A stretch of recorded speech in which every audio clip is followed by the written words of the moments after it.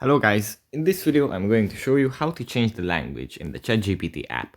But before that, don't forget to subscribe and leave a comment down below because at 10,000 subscribers I'm going to show you my whole YouTube revenue statistics and growth strategy. So without further ado, let's just jump right into it.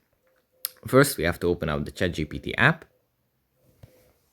Then here it usually opens up in the chat as you would expect.